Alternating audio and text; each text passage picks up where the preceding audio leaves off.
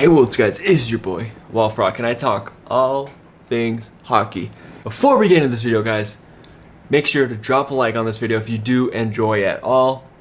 And also, you guys can subscribe to the channel and join the Wild family. You guys will not be disappointed. Trust me, guys. I'm on the road to 1K. You guys should definitely help me on that, but you guys obviously do not have to. But yeah, this video, I'm going to be doing what the Montreal Canadiens should do in the offseason to get better for the next season. So, obviously, I'm going to be Mark Bergevin this episode. And I'm going to see what I can do to help the Montreal Canadiens. Okay, guys, obviously, I do not like Montreal right now. I'm a Penguins fan, and they absolutely whooped us. So, I'm not too happy with the Canadiens. But, obviously, this video, I'm going to put that past me. I'm going to try to do my best to help the Canadiens. So, obviously, we all know the one good thing. I'm going to start on the back end. We all know that their goalie situation is absolutely phenomenal.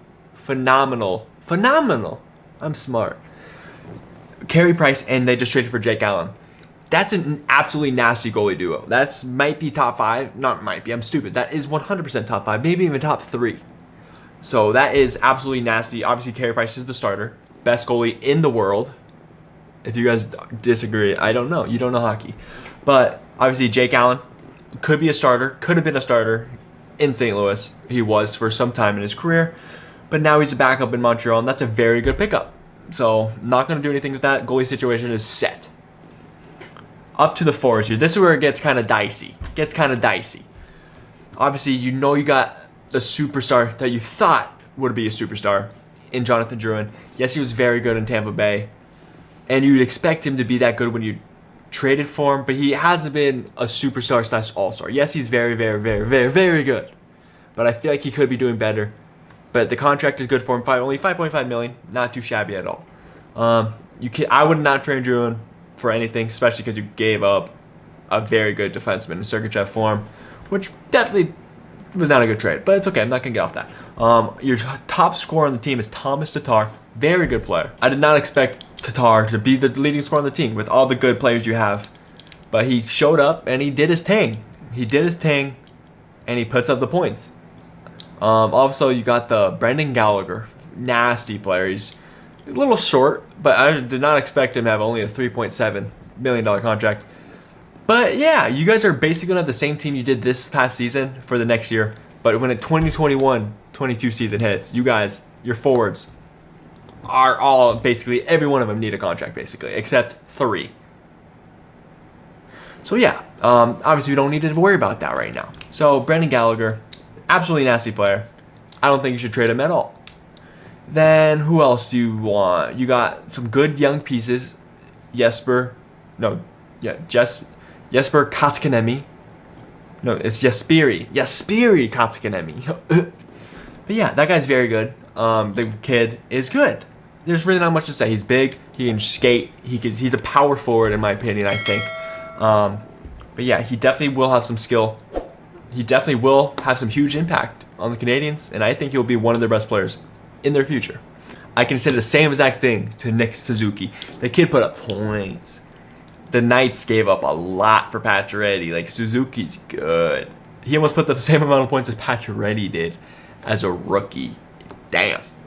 But Suzuki's good. Him and Kotkaniemi will be big forces, a big force duo in the Canadiens' history.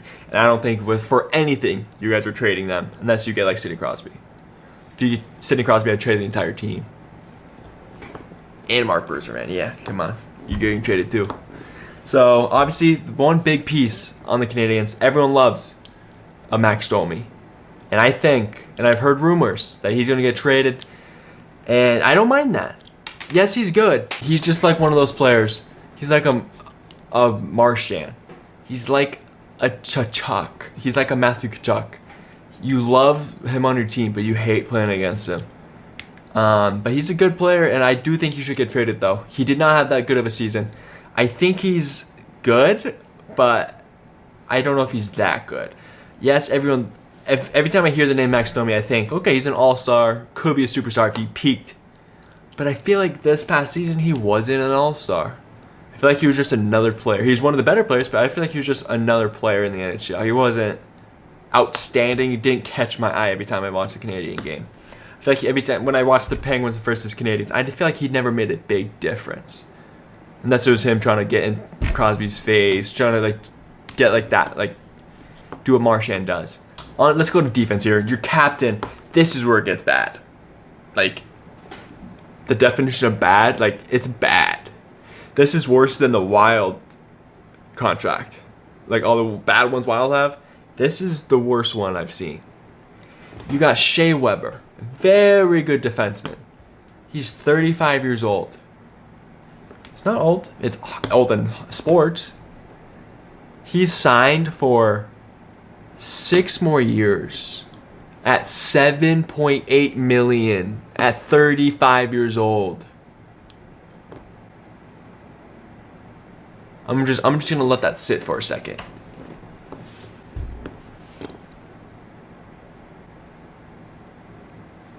$35 years old. Other than that, your defense are good. You got a Kyle Alsner, is not greatest, but not bad. Joel Edmondson, very good. Former St. Louis Blue, very good. Victor Mete, kid is good. The guy can't score, but it's okay. But you do got some good young pieces. I don't know who that Brett Kulak is. Never heard of him. Cool. Ben Sherratt, depth, cool. Love to see some depth. So I'm gonna say trade Domi to the Rangers, maybe for like a Pavel Buchnevich, a Ryan Strome, something like that. Because Strome, he put up like what 60 points this year, not bad. So I feel like he's a good top 6 that could happen. He's an RFA, won't be too expensive. He's 27, very young. Then you got a Pavel Buchnevich. I don't know how many points he put up, but he had only 3.25 cap hit. Not terrible at all. 25, still young, can grow. His trade value right now is definitely on the low, so might as well trade him. That's why teams are going for him now when he's on the low. So if he peaks again, they could trade him on the high, so stuff like that. But yeah, I think that's a good trade for the Canadiens to get better. And make sure to comment down below if you think that will be better. They do got a lot of picks coming up in this next draft, so that definitely could help at all. They could definitely put a package, seconds, some thirds in with them to get some good players. But yeah, other than that, Montreal is looking very good in their near future if they all pan out to what they're supposed to.